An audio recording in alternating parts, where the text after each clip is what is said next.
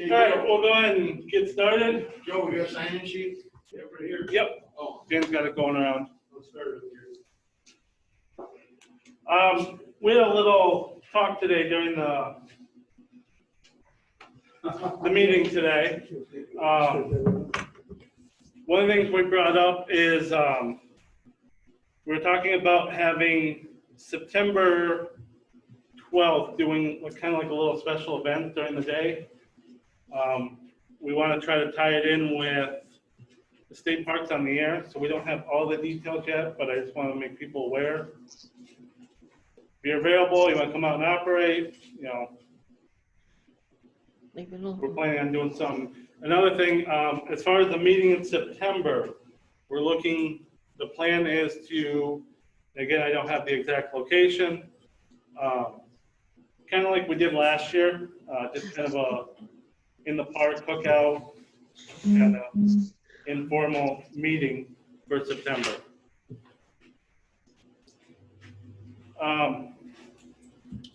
We also talked, I remember the other thing I was supposed to bring up. Colin already left. We were talking About the antennas. Yeah, but we were talking also, we had something else. Anyway, we'll get back to that later on. Colin's already gone, so I'm going to go ahead and start. Ed is going to talk to us today about electronics with hearing aids. So I'm going to let him go ahead and start. Where's your camera? Where do you want me? Right over there. Right here. Or to the left. Right. And they can see us. You're in there pretty good there. Okay. That's us. They can see us. My name is Ed Kelly. A number of years ago, Paul Sullivan and I opened the Miracle Ear Hearing Aid Center in Dubuque.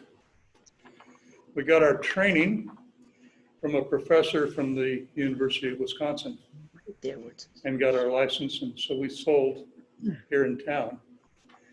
A lot of interesting things, and I will get to the electronics. But first of all, I'd like to talk a little bit about the hearing loss. Start out, I tend to yell. It's because they can't hear you. And people that are hard of hearing, that's the first way you recognize they're hard of hearing. They talk louder. I thought you were just mean. I'm that too. I'm mean. Well, hearing loss has its advantages. I know that there used to be a TV show where the guy across the street turned his hearing aid down because it turns his wife off. He didn't have to hear her yelling at him. I know of an even better story. The wife called the professional in. Her husband's sitting in the chair watching TV. She says, I don't know if he's hard of hearing or he's just ignoring me. He says, well, you know, there's two ways to find out. He says, first, you slip up behind him. Honey, I fixed your favorite meal, steaks, cherry jubilee, baked potatoes, all of the goodies. And you sit back and see if he gets out of his chair. Now, at that point, you say, well, I'm not really sure. So he says, then you walk up and sneak up behind him and say, honey, I don't have a stitch of clothes on. Now, if he doesn't get up after that, you call a hearing aid specialist and get him tested. Anyway, the anatomy of the ear is kind of interesting because you go into the ear canal, and I'm not going to give you all the details because each little piece of your ear has a name. But I'm going to get into the tympanic membrane, which is called the eardrum. And the other side of the eardrum are the smallest bones in the human body. You know, we got 206 bones in there. but the malleus, the incus, and the stapes bones are the smallest. Yes, Are those the hammer, stirrup, and? yes. Okay, I'm sorry, as an old person. I'm going to give you I'm giving you the nicknames. Sixth grade is coming back. Yeah. Right. Anvil, hammer, and stirrup. Yeah. Well, anyway, they take the sound from the eardrum and take it into the inner ear, the cochlea. Now, the cochlea is filled with fluid inside, and inside that, it's like one of those horns, you know, everything kind of wraps around in a circle. But inside that tube are little cells, hair cells. They call them hair cells. And at the base of them is nerves, and that connects to the stem that goes up to your brain. Now, if I lose hearing on this side here, it's going to affect this side of my brain. If I lose hearing on this side, it's going to affect, because they cross over. Now, this is a true story. It happened in California. A guy had just got a new hearing aid. And he's at an intersection of a highway. And he's waiting. And he steps out in front of a car. And the car hit him and killed him. And his family sued the hearing aid audiologist for $1 million. It was the first big lawsuit in regards, because he was told he had 2 ears. He didn't need 2 hearing aids, he needed 1. Well, how many of you wear glasses?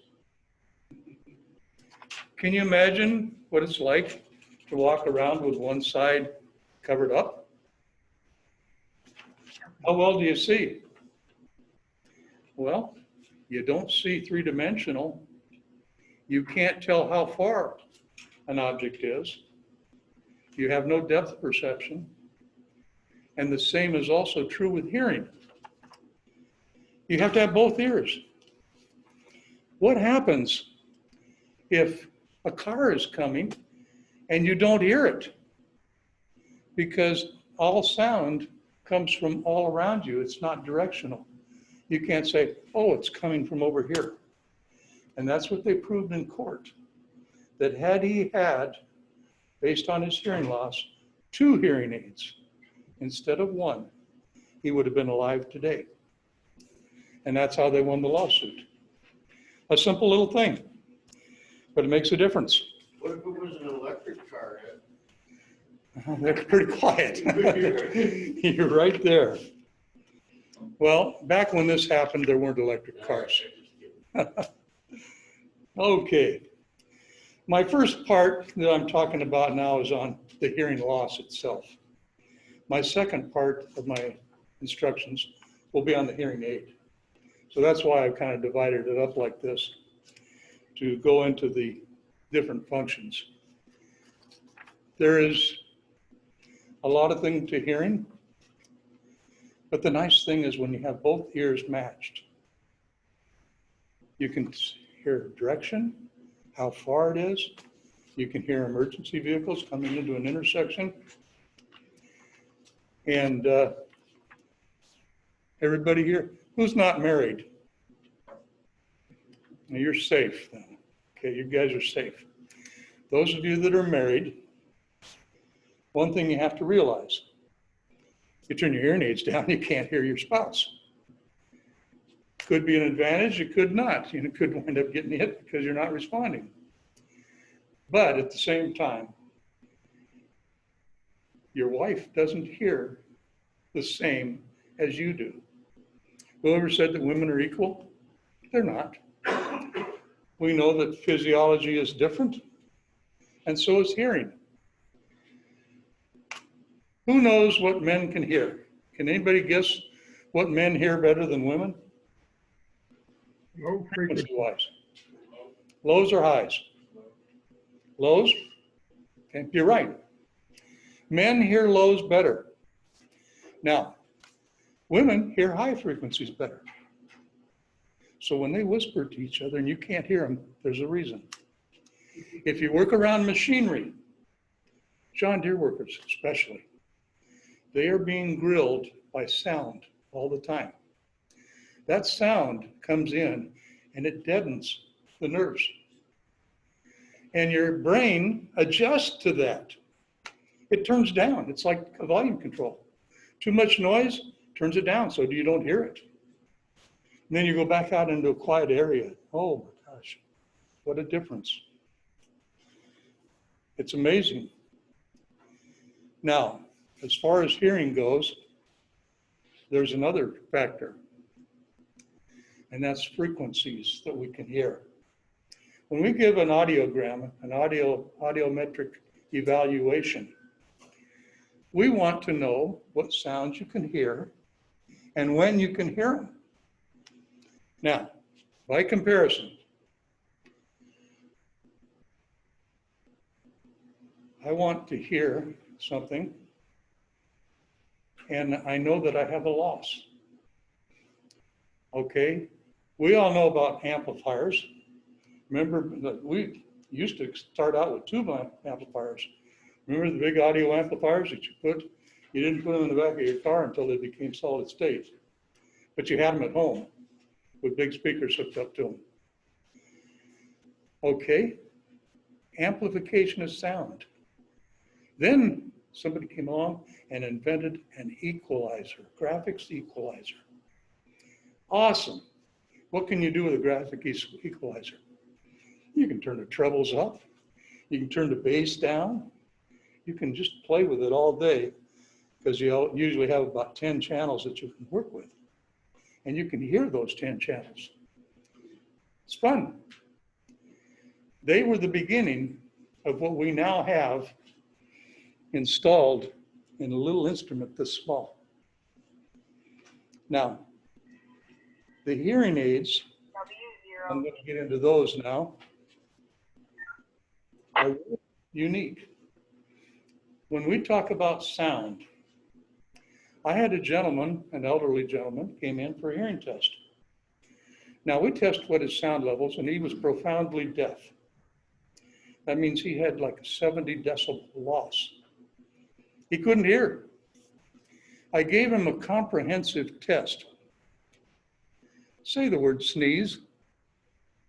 He says, cheese? Okay.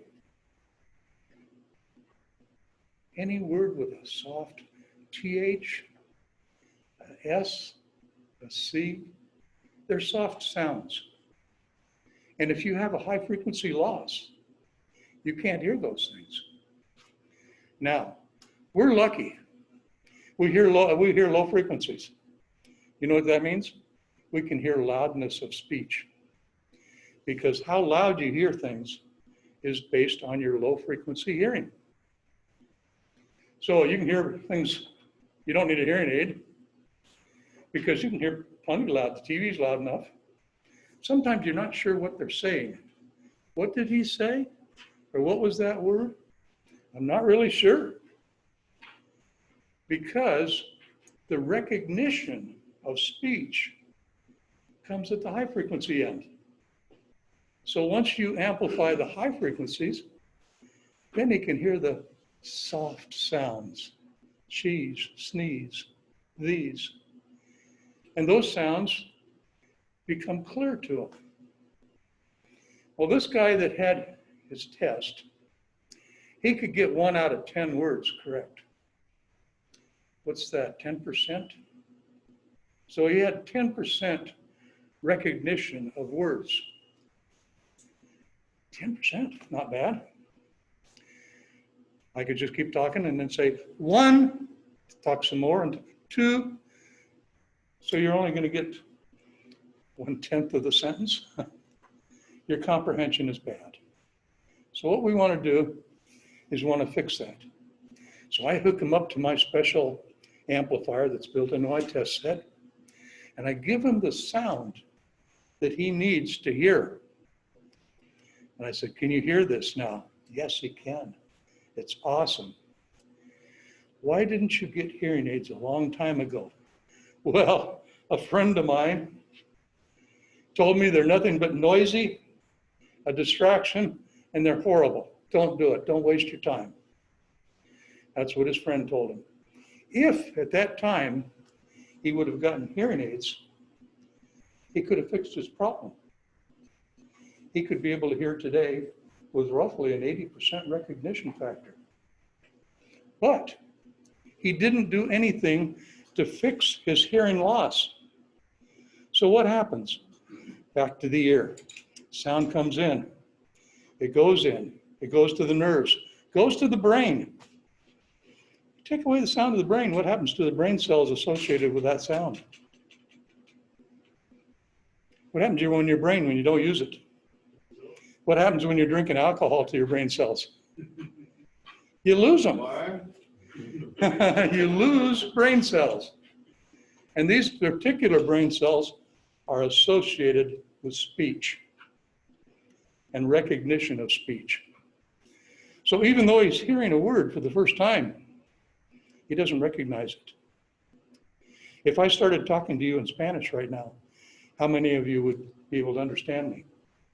They're legitimate words, you're hearing them. So why can't you tell me what I'm saying? Because the brain hasn't been taught to recognize those words. So you don't know what I'm saying. Even English that we do understand, the brain has lost the ability to recognize. And because it's lost that ability, your comprehension, recognition of words is gone. It's shot. So this is the thing about hearing. If you get your hearing fixed and put hearing aids in, I have a high frequency loss. Guess what caused it? When I was in the service, we didn't have hearing protection. We took the old carbine out to the range and we had to qualify every year. Bang, bang. I have a bigger loss in this ear than this ear. I wonder why. Oh, because this one's covered up and that one's sitting there right there open to the chamber. No, that limits your high frequency, doesn't it? It does. Explosions take away your high frequency hearing. It's in the anatomy of your ear. Loud noises. My daughter went to a rock concert. She came back that night, and the next day I tested her hearing. She had a 10% loss. Now, Is that caused from sound or the concussion? it's the sound itself. Okay. The level. It's the level of sound Decibels. in decibels, yes. So I tested her. And a week later, I tested her and her hearing came back. But did you know that if I went out here with a gun in my hand and shot that gun off, I would go deaf for a while? And here's the crazy thing about our anatomy that just makes no sense. 5 years from now, I will go deaf from that shot. Sometimes the damage we do to our ear is not perceived until 5 years later. If you work at John Deere with a lot of noise, they used to not have the protection that they do today.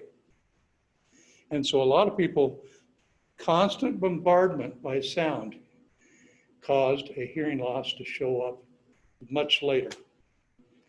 And that's one of the things. Now, what you can do for your health and hearing health, get your hearing corrected as soon as you can. Because that poor guy that said his friend said they're noisy, yes, they are noisy. The older models were noisy. Do you hear any squeal?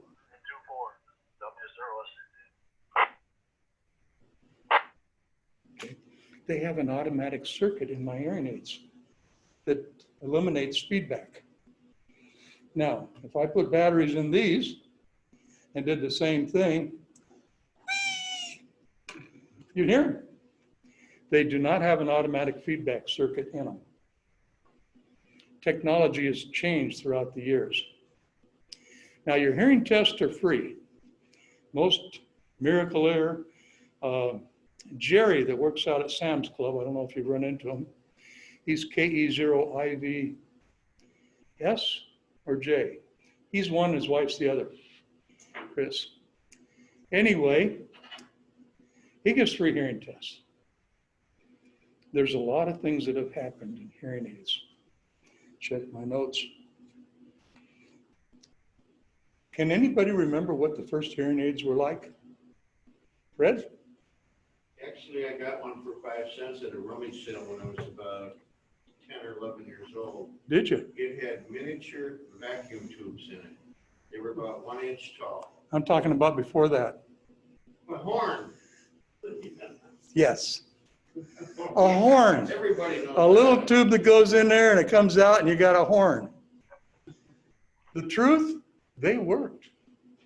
They actually worked. Now, were they discriminate as to its frequency? No. They just took sound and channeled it in and made you hear better. But it was great. People that couldn't hear, could hear better. And a lot of times people had needs, or ear damage, or something like that, where they had one bad ear. So one hearing aid is good if you don't have any hearing in the other ear. But if you've got hearing in both ears, even though it's not the same, get amplification in both of them. Because you can turn the volume up, you can turn the volume down. One thing nice about the pair I'm wearing is that this button on this side turns it up.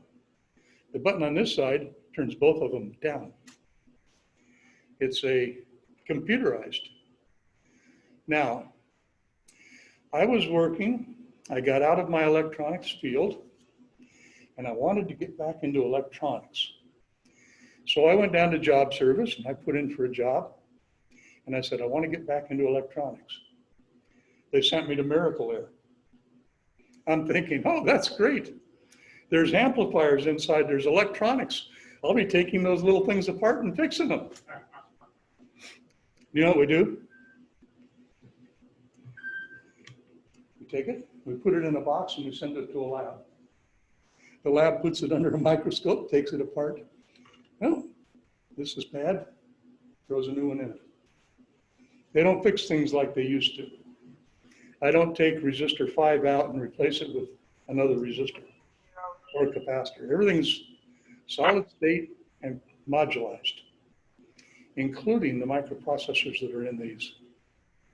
Did they ever happen to mention how many thousand million transistors are in there? Oh, unbelievable. Unbelievable. It is. What they've done with large scale integration Micron. is unbelievable. Now, the thing about hearing aids, and too bad Ralph isn't here. I was hoping he would show up. I wanted to get into an argument with him. He's the engineer, so he can know the technical side of it. But the reason I wanted to is that amplifiers, when we finally got to them, and even the kind you're talking about with tubes, they hung around your neck or in a belt. Yeah. And you had an earplug going up to your ear. That's what they started with. Later on, they became more sophisticated. Now, believe It was the 1930s. before my time, yes. The first really successful hearing aids were this kind. Now, we have 3 little letters that describe everything. SIC, I'm sick.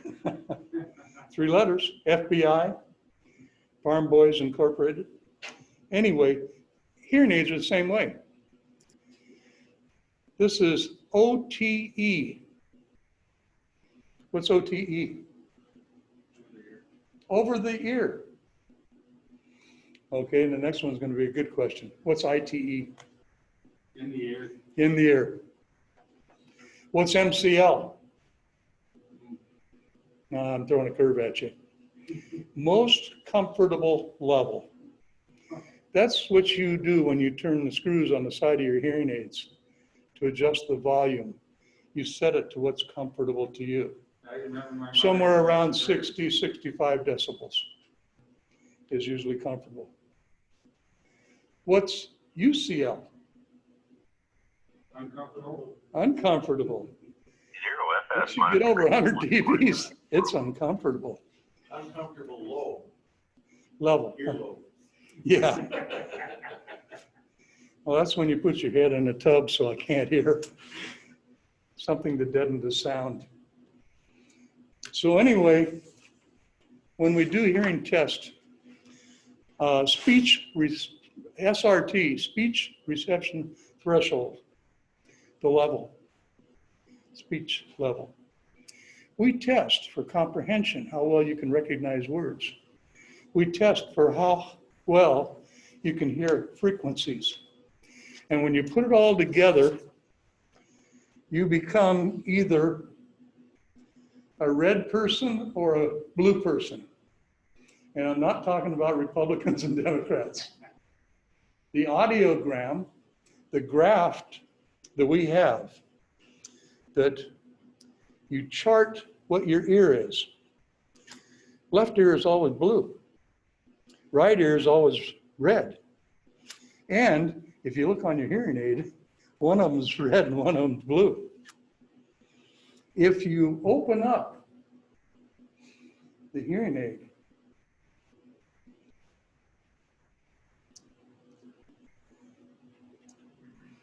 there's a place in here where you can slide a tiny set of wires. And you close it, you put it on your ear, and you plug that into a programmer. So that while you're listening, I'm sitting here with the controls. How do you hear it now? I can adjust 4 different levels on this. I can adjust it for soft, where you're in an area where you don't need to hear things loud. Or if it's a loud area, I can turn the volume down. I just push this little program button. I've got 4 programs in that hearing aid. Hold it up for the folks at home. Where's, Push up to the camera. okay, get that one. And It's so tiny, I can't even see it. it's small. This is my first over the ear. Still works perfectly. If somebody had a loss, it would really work good. What's the battery in that one, Ed? It's a 10. Yep. They're different size batteries for the hearing aid. When they started putting electronics in the hearing aids, battery life became really serious. First of all, the old analog hearing aids, you can get maybe a couple of weeks on a battery, and that's doing good. But then we developed digital hearing aids, electronic hearing aids, and hearing aids for profound deafness. And when we got to those hearing aids, we had a different problem altogether. The hearing aids were taking batteries and chewing them up and spitting them out fast. You could get 4, maybe 5 days on a battery when they first came out. Now, I can plug this in and get a week and a half, 2 weeks. And this hearing aid does everything. It's got Bluetooth in it so that it talks to each other. Push this button, it turns volume up. This one turns it down. They're talking to each other. No wires between them, it's Bluetooth. It'd be nice if I could convert that Bluetooth so it work with my cell phone and other things. But they're making hearing aids that do that now. Give them time. They've already got them out. It just depends on whether you want to spend $2,000 or $6,000. And the question came up earlier, why are hearing aids so expensive? I'll give you an example. Miracle Ear had a little tiny in-the-ear hearing aid. You could hardly see it, and you didn't know people had them. It's for people that are vain and don't want people to know that they have hearing loss. That's like telling a guy with glasses, can you make me a pair of glasses that they don't have to see the outside the frame and the lens? Yeah, they came with contacts. So we keep changing as time goes. Anyway, hearing aids have developed. The battery life is getting better. They're working better.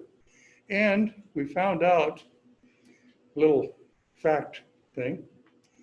If I'm standing so close and he yells at me, it's not going to bother me.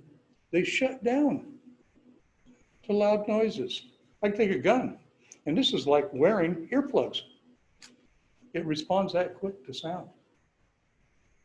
Unfortunately, it's only 20 dBs, but still, a gun is a lot more than 20 dBs when it goes off. But it does do some protection. Yes, Dan? Has there been any interference between hearing aids, say individuals close together? No, I've never heard of that. Never run into that. I stayed with Miracle Air for a long time until I couldn't afford it anymore. A lot of the businesses in Dubuque send their people to an audiologist. As a matter of insurance, they do that. And people could get a better deal on hearing aids if they went to the hearing instrument specialist, HIS. Now, here's the interesting thing. When you take a test to get your license, you go in there, the guy sitting next to you could be an audiologist. Guess what? He has to take the same test to dispense hearing aids that the hearing instrument specialist does. So what's the difference with an audiologist? They can treat children. They can do speech therapy. They can do a lot of other things that a hearing instrument specialist can't do. If I see something that's wrong medically, I'm obligated to refer them to a ear doctor, ENT, ear, nose, throat. So that's part of the job. And so a lot of insurance companies figure, well, we're going to pay the extra money and they're going to pay for it, so we'll just send them to an audiologist. Biggest one doing that's John Deere. And the reason they're doing it because they lost some very bad lawsuits involving hearing. Not like that one person walked out in front of a car, but they had a lot of people that were farm related and working in the factory, and they proved that the noise level in the factory. I have a sound meter that I can go out and measure levels of sound. And you can tell if you're in an environment that's too loud for you. It creates problems. So anyway, getting back to this, our first hearing aids were analog devices, just like we're doing on our repeater, FM analog.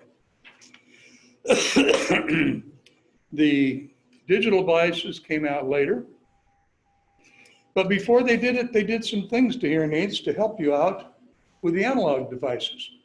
Now, what can I add to an analog hearing device to make it work better for me? Tone control. That's number one, tone control. Okay. What about the electronic circuits inside? What would I do? Remember a minute ago I said, you can yell at me and it's not going to bother me? What kind of a circuit is that?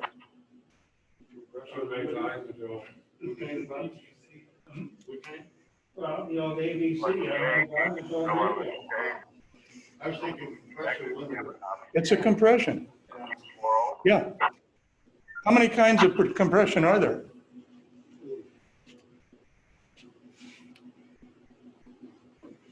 Okay. depends on the diode, doesn't it? Well, I mean, if I am analog. talking into a hearing aid and I'm talking softly, I'm working with a very small signal. But if I go through my hearing aid to the output of the hearing aid, what's that little thing that goes into your ear called? Thank you. He was wrong, but I appreciate him answering speaker. In hearing, it's called a receiver. That's the terminology. Well, you got the combination, you got the microphone and speaker. When I took my hearing test, they said, how come you didn't do well on this group of questions? I said, because they're obsolete. This is when you have to meet the board to get your license. This was in Wisconsin. What do you mean? Describe that. Well, you keep talking about vibrations per second, double vibrations per second. We call it frequency, cycles per second, or hertz. Your terminology, that's 30 years old. Guess what? The very next time that Wisconsin came out with a test, all of those questions were changed and updated. It just took somebody to point it out to the doctors on the board. that they were, and Wisconsin's real big about, they want to be up on technology. Their medical program, they want to be at the top. So they do a lot of things in training to attain that. So they have new tests now. And I felt good because now I didn't have to look at that double vibrations per second. We look at frequency, and of course we all know we're talking about hertz. I don't particularly like the name hertz. I liked it better when it's cycles per second. I think most hams or old timers, you know, still appreciate that part of it. But anyway, we want to convert audio, and we can compress it at the beginning or we can compress it at the output. Which would use the most power to compress? Input compression or output compression? Probably guess input. I guess output. Output, With more power. there's more power to compress. So in terms of micro milli amps of power, the output would be your last choice. Input compression on hearing aids. I used to order that on hearing aids. Wow. It sure took the place of the guy going like this all the time. Because now you have compression. He sets it at one comfortable level and just leaves it. It was that good. Now, this is the electronics of the hearing aid. Sound comes in to a microphone.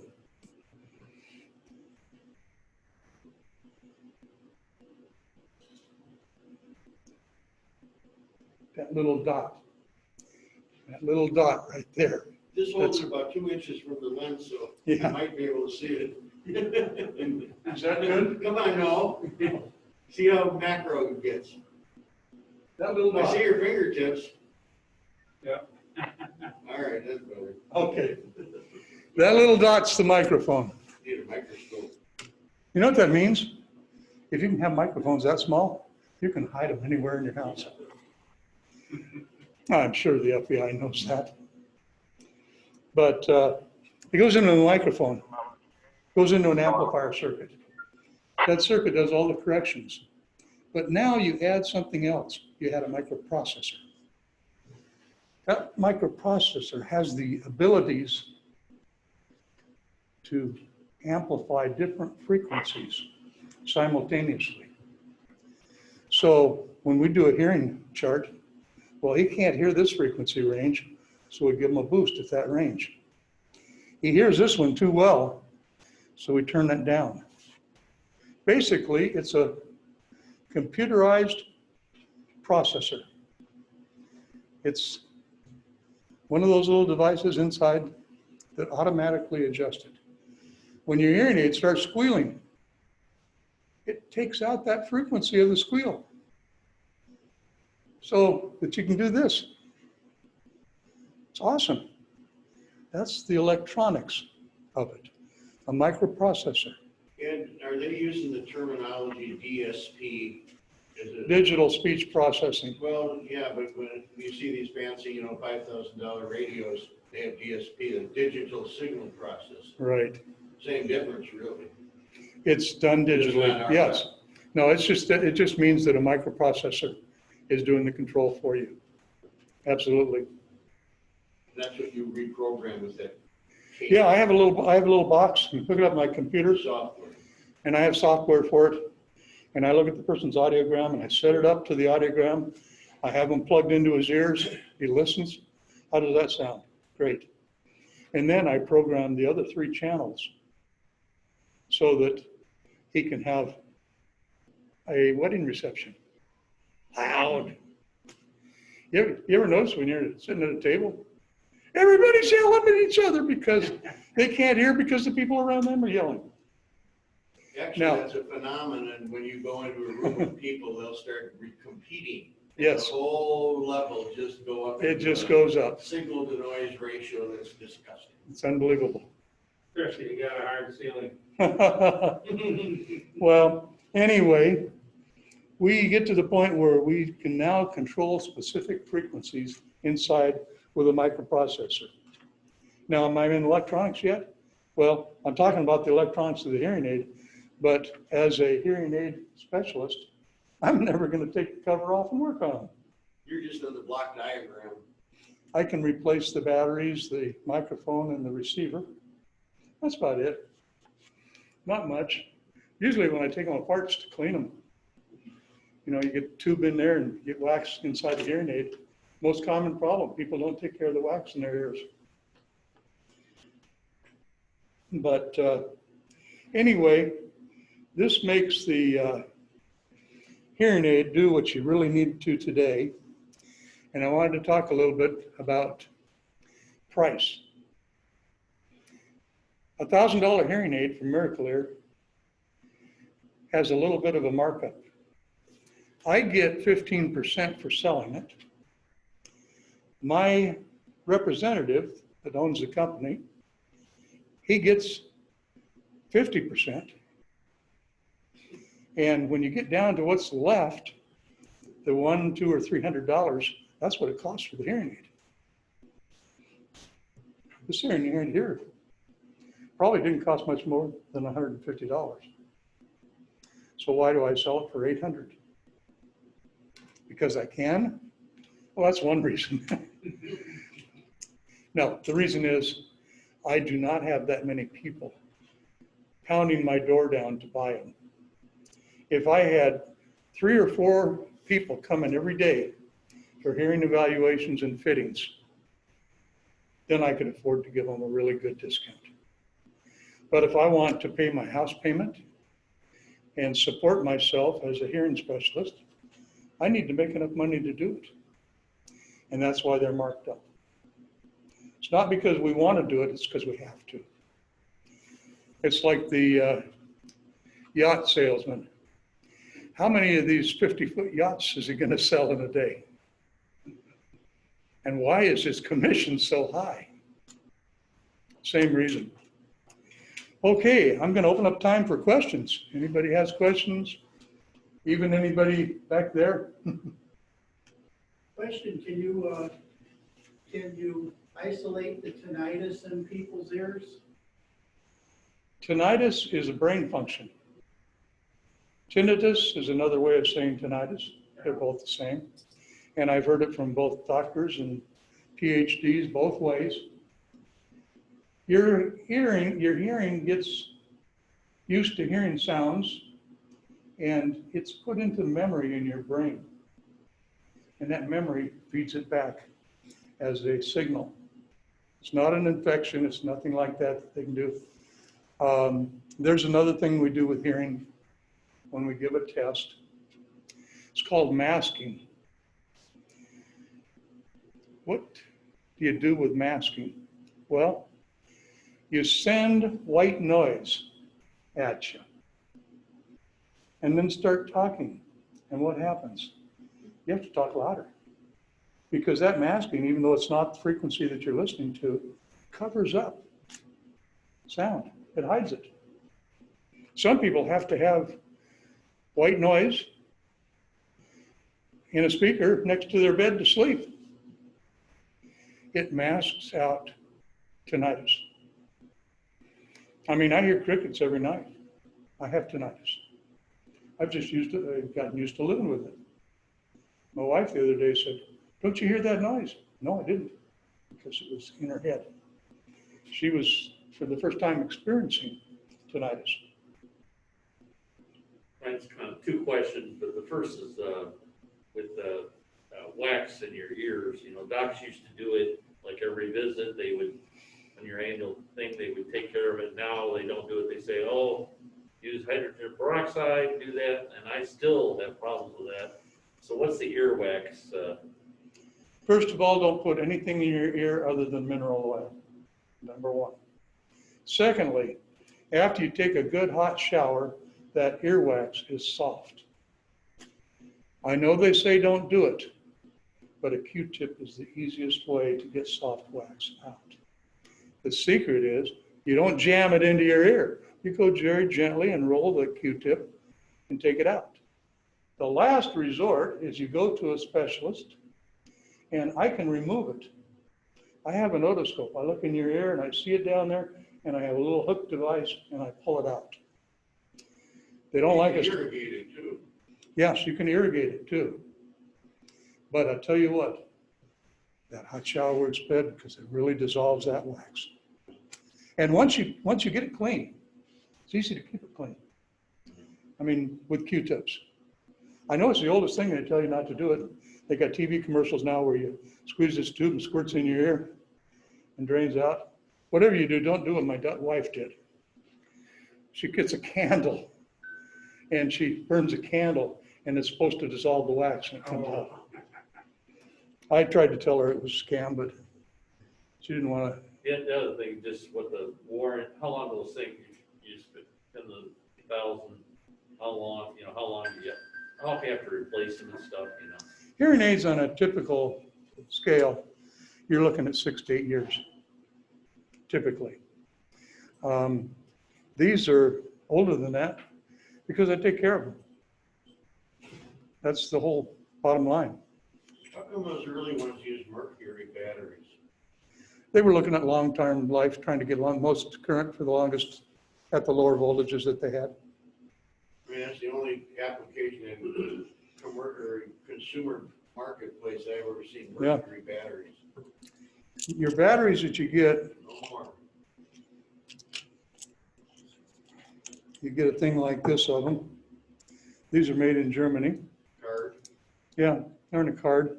The VA sends them to me, a year's supply at a time. I mean, that's the cheaper way to do it. But here's the thing. Rayovac premium zinc air batteries. When you go home tonight, before you go to bed, say Rayovac premium zinc air batteries. Now, if you dream about Rayovac all night, you'll know what kind of battery you're supposed to get. As a dealer and as a person that sold them over the years, they're the best. And they're made right here. Any other questions? Joe, Probably thank you. shouldn't say this, but I had an hearing aid and I placed it, I think, a foot far out of a garbage can lid. And I could actually hear the conversations on the other side of the valley from where I am. Mr. Big Ear, Yeah, Do you know what this container is? so, they got parabolic dish, one mics like that. yes, well, That's cool. but I did it with a hearing aid and a garbage can lid. Put your hearing aids in one of these. It keeps them dry. The enemy to hearing aids is moisture. Thanks.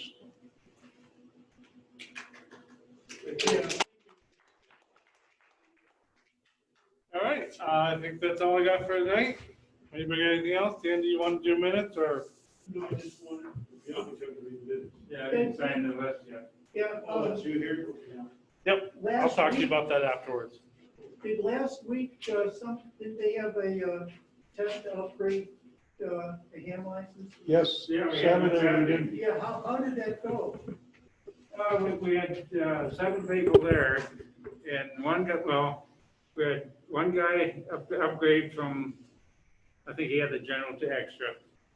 And then we had the 6 go from nothing to tech. Joe. And some of those that tried to go to general, because we had a lot of them failed the general. And then we had Adam All failed the first one and took it the second time to get it. And I was hoping he'd show up today, but he didn't, because we started talking. He was the last one there. We started talking, so I didn't get his 605. So I got to get that done before I send the rest of the paperwork in. So, and he lives over in Cuba City. Do they all pass then? Well, basically, yeah. So Good. one upgrade to extra and 6 new techs. Great. Well, you know, I'm trying to think. Didn't that upgrade take all 3 tests? No, he started out with the extra though, so he had to have general. Oh, yeah, he had the, Yeah. yeah, that's right. either that or the extra. I didn't pay much attention to what he had before, but it was I think it was the general. So all he did was upgrade to extra. We should recognize our 2 guys in the back of the room. Joe? Oh, yeah. You are? Stand up. My name is Josh Mullins, I'm from Dyersville, and I'm So, we got your 605, but until I get Adam all, I gotta wait till I get his, so to send them all in. So it'll be a day or two longer to get your license, but normally it doesn't take very long. My name is Gary Page, I'm sure I'll took the tech license. Your 605 is okay, check that. Congratulations. Yeah. Dyersville, of course, I used to go up to Dyersville when I was younger, quite a bit at the time, but not anymore, because my aunt used to run the hat shop out there until she was 76 years old. Wow. Huh? Well, yeah, well, and then when she turned 76, it was just about the same time, women don't require the hat and tricks anymore. And after that, they kind of went out of vogue. Well, you still see a few of them wearing hats, but, Yeah, things change. oh, yeah. That's like Kennedy, when he got inaugurated, men stopped wearing hats. That's, you know, because he had that big head of hair, you know. Yeah. But Aunt Vera was the oldest of the family. She was born in 1891. And she said she wasn't going to see 90 because she said she saw enough. And she died at the age of 89. So, yeah. Anybody going to Perkins tonight? I will. Yeah, I guess I could, I'm trying to think, am I hungry? Well, I was just curious. First beer. Yeah. Alright, that's all I got for tonight. My next door neighbor brought home a whole bag of fenceless corn. Oh,